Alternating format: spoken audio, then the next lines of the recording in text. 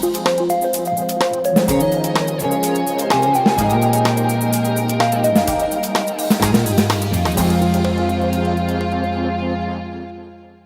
to Behind the Headlines, and today we're going to be talking about the Palo Alto Unified School District's ongoing efforts to comply with Title IX.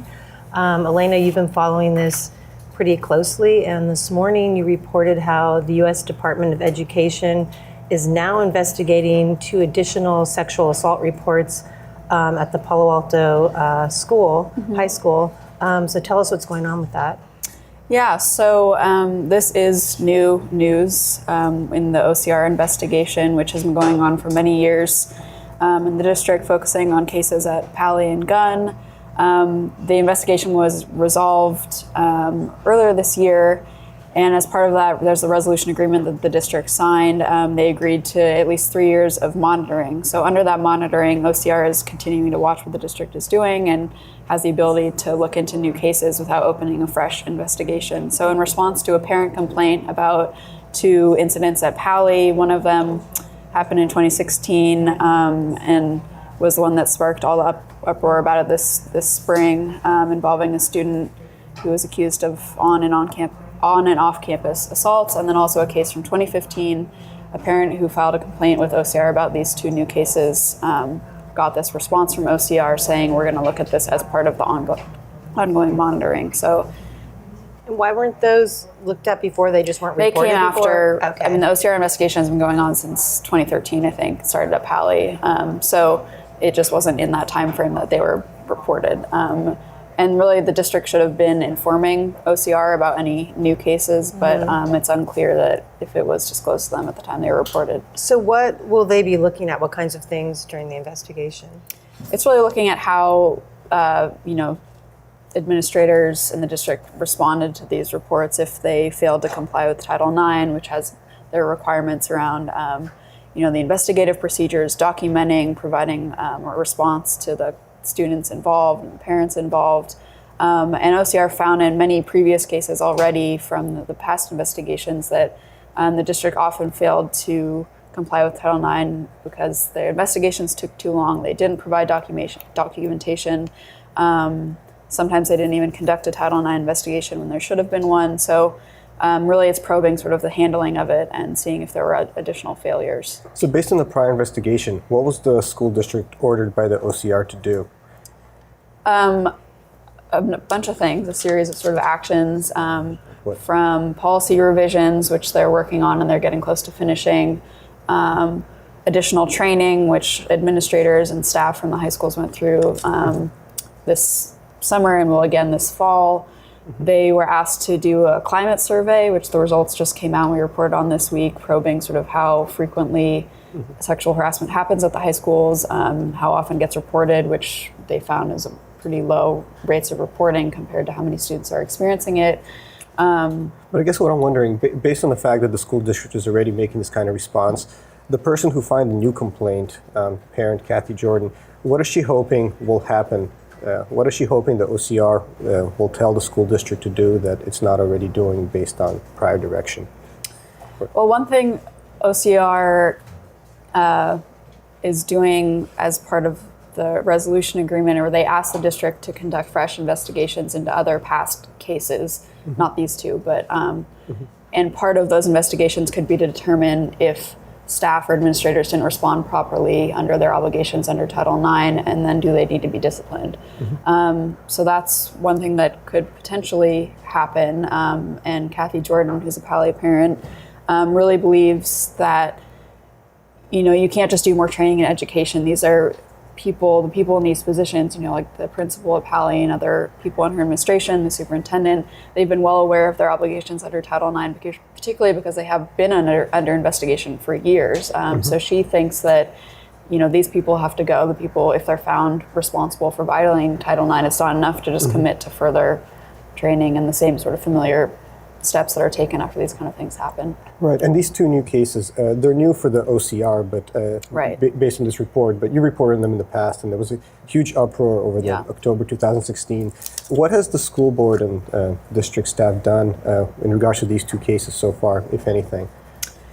The biggest thing is that they asked a law firm to investigate the district's handling of it, and they're supposed to issue a public report on that sometime in the next few weeks. So that's sort of like the investigation of our investigation, and by doing it by an outside firm, it's not internal staff investigating it. It's supposed to be an objective report on what happened and could inform potentially discipline of administrators. So people are really, I think, waiting for that report to sort of, and also because there's so much sort of, we were able to report on some facts and talk to the families of the victims, but there was a lot of stuff that the district could talk about publicly because it involved minors. So I think the hope is that this report will be able to provide more information and accurate information about what actually took place and how everyone responded to it at the district. So you said they're being monitored in a lot of different ways, and you'd mentioned the survey. Can you talk about that a bit? Yeah, so the survey was a requirement of the resolution agreement, and the results, as I said, indicate sort of there's not huge rates of sexual harassment. I think it was 10% of students at Palo and Gunn, but there were different rates. Students said, just once in the past year. Other students said at least twice. Other students, a smaller number, said on a more regular, like a monthly or basis, that they're experiencing sexual assault at school, but very, very few of them are actually reporting it to anyone. What you mean, like harassment? Like what? Yeah, like so just verbal or? Yeah, OCR. I don't remember the definition of sexual harassment, but sort of unwanted, verbal, nonverbal, touching harassment of any kind. Yeah, it's unwelcome sexual advances, requests for sexual favors, and other verbal, nonverbal. So it's much broader, and in some cases much more minor. So this is not assault. Sexual assault. It's harassment, right? It's harassment. And interestingly, in the survey, students also said that the majority of students said that they do believe that their school would take it seriously if they reported it, but they're still not reporting. So I think it's up to the district to sort of probe why that's going on. Superintendent Max McGee said at Tuesday's board meeting he thought it was partially the fault of like how the school district does respond to sexual assault and sexual violence and harassment, but he attributed it to these open-ended responses on the survey that students were saying, I didn't feel like I needed help. It's no big deal. It's just kind of normal. And so that might be sort of a attitude, social norms type of thing, depending on how egregious their harassment is, that students just felt like it, or they don't know that this is something that I should report and then could be investigated and sort of treated as a full harassment issue. So how did the federal government get involved in monitoring the district to begin with? So this goes back several years. Initially at Pali, there was a story in the student magazine Verde about rape culture at Pali, and it talked about off-campus sexual assaults and student perceptions around sexual assault and victim blaming.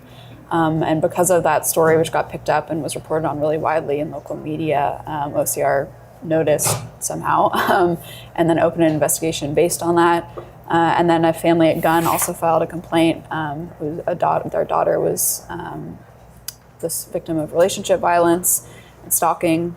And so both of those cases sort of started it. And then over the years, numerous other cases were rolled into it. There was Pali principal Phil Winston, who had been disciplined for sexual harassment. There are numerous teacher cases having inappropriate relationships or accused of sexual misconduct. So over the years, the scope of the investigation really grew. And the relationship kind of changed also between the school district and the OCR, because I remember there was quite a bit of hostility to the agency's prior findings, a resolution opposing them, and that was an issue during the last school board campaign also. Can you tell me a little bit about where things stand now? That's a good point. Has the board pretty much accepted the authority of OCR, or is there still pushback in any sort? So that was a real shift with this relatively new board versus the previous one. Like you said, the previous board had approved a resolution actually challenging OCR on sort of criticizing their investigative techniques in the district. And so they took a very combative stance. This new board has since rejected that resolution, and basically every time something has come up has said, this is the federal government, we should basically, within reason comply with what they're asking us to do. So they're pretty much going along with what they need to do. Yeah. And it's also striking that, this complaint, I think Cathy Jordans basically is asked for termination of these specific people, some of whom are already leaving for reasons which may or may not, have to do with the way the past investigations have gone. Like Max McGee has announced he'll be leaving at the end of next school year, right? Yeah. Holly Wade has announced Wade her left, resignation. right. Is there any indication that there's any connection between this whole conversation and the decision to leave? And also, could you mention some of the other players in this, as far as the people who she thinks warrant termination based on these two complaints and maybe past ones? Yeah, I mean, publicly, superintendent board members will not say that there's a connection between what happened here and the superintendent's retirement, or between Holly Wade's Nothing departure. fun ever happens publicly, though. I think, Yeah.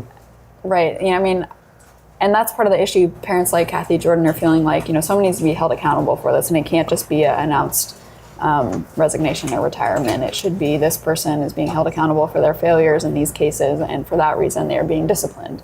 So she wants more explicit kind of, you can't, none of this resigned for family reasons, as they say in the White House. Exactly. So, and she's also very concerned about, multiple administrators at Pali, primarily the principal Kim DiOrio, and their role in these cases, and if they properly responded or not. Yeah, and so the other administrators, there's an assistant principal, a mental health and wellness coordinator, and she filed job performance complaints against all these people based on their involvement in these two more recent, the 2015 and 2016 cases at Pali. And has the OCR's prior investigation suggested that these people were in the wrong in any way, or have they been kind of scrutinized already based on prior cases?